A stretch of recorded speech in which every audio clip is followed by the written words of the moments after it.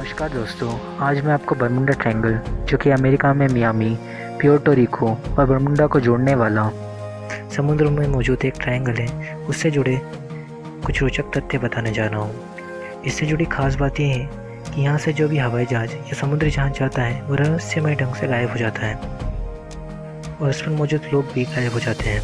इसकी शुरुआत 1872 में मैरी क्रिस्टल जहाज़ के गायब होने से शुरू हुई। मैरी क्रिस्टल जहाज़ 7 नवंबर 1872 को न्यूयॉर्क से जेनोवा के लिए जा रहा था।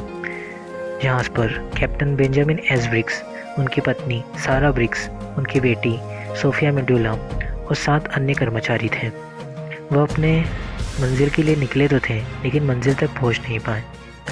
करीब 1 महीने बाद 5 दिसंबर 1872 को डी ग्रेटिया नामक एक ब्रिटिश जहाज़ ने मैरी क्रिस्टल को समुद्र में पाया। उस जहाज़ पर कोई भी मौजूद नहीं था। उसका जो सामान था वह सही सलामत था, लेकिन उस पर किसी इंसान के होने के कोई संकेत नहीं थे। ऐसा भी नहीं लग रहा था कि वहाँ पे कोई हिंसा हुई हो। उस जहाज़ पर मौजूद लोग कहाँ गए, इसका आज तक पता नहीं लगाया जा सका है। इसके बाद से ही बरमुडा ट्रायंगल सुर्खियों में आया। इससे जुड़ा दूसरा केस एलन अस्टिन जहाज़ से जुड़ा हुआ है। एलन अस्टिन जहाज़ 1800 टन से अधिक वजन का मल्टी मोटेड जहाज़ था। यह बात दिसंबर 1880 की है, जब एलन अस्टिन जहाज़ लंदन से न्यूयॉर्क की यात्रा पर था। यात्रा के दौरान उसे समुद्र में एक अज्ञात जहाज़ दिखा। वह जहाज़ लक्ष्यहीन और गलत तरीके से समुद्र में सफ़र कर रहा था और जहाज़ पर किसी इंसान के होने के भी कोई संकेत नहीं थे। इस बात की पुष्टि करने के लिए कि उस अज्ञात जहाज़ पर सच में कोई है या नहीं, एलन अस्टिन के कैप्टन ने एक बचाव दल उस अज्ञात जहाज़ की तरफ भेजा, लेकिन बचाव दल को भी उस जहाज़ पर कोई इंसान नहीं मिला। वहाँ की चीज़ें सही सलामत थी, ना ही कुछ चोरी हुआ था, ना ही कुछ अस्त व्यस्त हुआ था। ऐसा भी नहीं लग रहा था कि किन्हीं समुद्री डाकुओं ने उस जहाज़ पर हमला किया हो। वह अज्ञात जहाज़ महागनी के एक माल को भी ले जा रहा था, जो सही सलामत था। एलन अस्टिन के कैप्टन ये समझ नहीं पा रहे थे कि आखिर वहाँ हुआ क्या होगा। इस बात को छोड़कर कैप्टन ने यह फैसला किया कि उस अज्ञात जहाज़ को भी साथ ले लिया जाए। कैप्टन ने बचाव दल को आदेश दिया कि वह उस अज्ञात जहाज़ को चलाए और वह दोनों जहाज़ साथ में न्यूयॉर्क के लिए रवाना हो गए। 2 दिनों के बाद वह दोनों जहाज़, एलन अस्टिन और वह अज्ञात जहाज़, समुद्री तूफान के कारण फिर से अलग हो गए। तूफान थमने के बाद अज्ञात जहाज़ का फिर से कोई अता पता नहीं था। कई दिनों के बाद एलन अस्टिन के कैप्टन को फिर वही जहाज़ समुद्र में मिला। पिछली बार की तरह इस बार भी शिप पर कोई नहीं था, बाकी सामान वैसा का वैसा ही था। उनका बचाव दल भी गायब था। कैप्टन समझ नहीं पाया था कि आखिर क्या हुआ।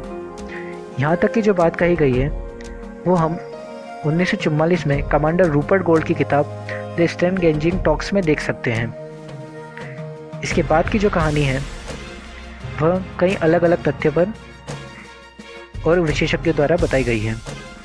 बरमुडा ट्रायंगल से जुड़ा तीसरा केस यूएसएस साइक्लोप्स से जुड़ा है। यूएसएस साइक्लोप्स यूएस नेवी का प्रथम विश्व युद्ध के समय का सबसे बड़ा शिप था। 1910 से 1918 तक इसने सेलिंग करी। 1917 में जब अमेरिका ने प्रथम विश्व युद्ध में प्रवेश किया तो दुनिया भर में अन्य जहाज़ों को ईंधन, सैनिकों और कोयले का परिवहन करते हुए साइक्लोप्स एक प्रमुख नौसेना संपत्ति बन गया। मार्च 1918 में यूएसएस साइक्लोप्स बारबडोस की यात्रा पर था। जहाज़ से अंतिम क्या संदेश था कि वेदर फेयर ऑल वेल, यानी कि मौसम साफ है और सब कुछ ठीक है। लेकिन 9 दिनों की लंबी यात्रा में कुछ गड़बड़ हो गई और जहाज़ से कोई भी कभी भी देखा या सुना नहीं गया। यहाँ तक कि कोई एसओएस भी प्राप्त नहीं हुआ। वह जहाज़ कहाँ गया और उस पर मौजूद लोग कहाँ गए, इसका आज तक पता नहीं लगाया जा सका है। बरमुडा ट्रायंगल से जुड़ा चौथा केस फ्लाइट 19 से जुड़ा है। फ्लाइट 19 एक अमेरिकी हवाई जहाज़ था। 5 दिसंबर 1945 को दोपहर में फ्लोरिडा के फोर्ट लॉडरलैंड में अमेरिकी नौसेना के एयर स्टेशन से फ्लाइट 19 ने उड़ान भरी। वह एक रूटीन टेस्ट पे था। फ्लाइट 19 के कैप्टन चार्ल्स टेलर थे।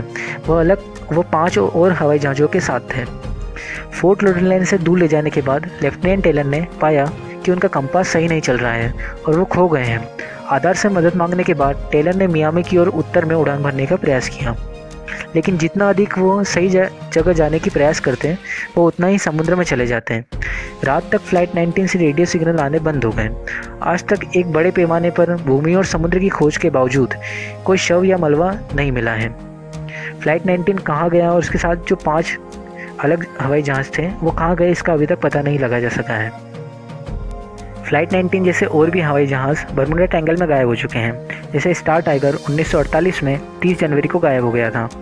ड्यूगस DC-3 1948 में 28 दिसंबर को गायब हो गया था। इस जगह पर जहाज़ों के गायब होने को लेकर कई सारे तथ्य हैं। शुरुआती शोध के परिणाम बताते हैं कि बरमुडा ट्रायंगल के आसपास कोहरा छाया रहता है, जिसके कारण जहाज़ भटक जाते हैं। इसका दूसरा कारण यह भी बताया जाता है कि इस क्षेत्र में मीथेन गैस का भंडार है, जो पानी की घनत्व को कम कर देती है, जिससे जहाज़ धीरे धीरे पानी में समा जाता है। अफवाहें तो यहाँ तक है कि यहाँ एलियंस का रिसर्च सेंटर है। एलियनों को बाहरी दुनिया के लोगों का इस क्षेत्र में प्रवेश पसंद नहीं है, इसलिए वह इस तरह की घटनाओं को अंजाम देते हैं।